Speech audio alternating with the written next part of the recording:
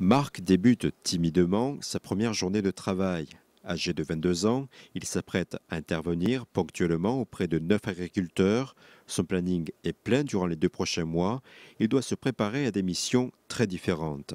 De l'élevage, du lait, de la pomme de terre, des betteraves et après des semis d'orge, de blé assez diversifiés dans l'ensemble. Et avec le temps passé sur les exploitations, j'apprendrai avec mes futurs patrons. On travaille comme ça. D'accord. On ne sème pas une dose hectare, on sème des grains au mètre carré. Des grains au mètre carré, d'accord. Voilà, hein, tout le temps. On raisonne tout le temps comme ça. Marc a la particularité d'avoir 9 patrons. Gilles Clément en fait partie. Il adhère au premier groupement d'employeurs de l'Aube. Créé voilà un mois, la première année de rodage devrait permettre d'analyser la pertinence de ce mode de solidarité entre exploitants. Nous avons 2 éleveurs laitiers, nous avons un éleveur ovin, un éleveur vache allaitante et nous avons aussi un horticulteur. Et je crois que c'est là qu'est la force de notre groupement, c'est la diversification dans les productions. En plus, l'horticulteur nous permettra et faire du rempotage. Il fera du rempotage au printemps les jours qui pleut.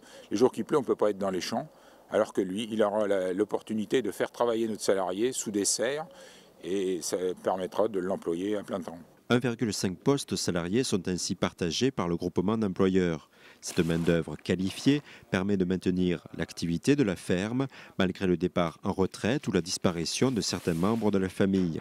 Elle répond principalement aux besoins des exploitations intermédiaires de 80 à 200 hectares. Il y a eu la phase de mécanisation qui a permis aux agriculteurs de diminuer la main-d'œuvre sur leurs exploitations, mais aujourd'hui on s'aperçoit que les exploitations s'agrandissent et que l'agrandissement redemande du personnel, d'autant plus que certains exploitants sont spécialisés soit en élevage, soit en production végétale spécifique, enfin la pomme de terre et les cultures légumières, ce qui fait que c'est une demande très importante en main-d'œuvre. Cette main-d'œuvre permet également aux éleveurs isolés de prendre quelques jours de congé.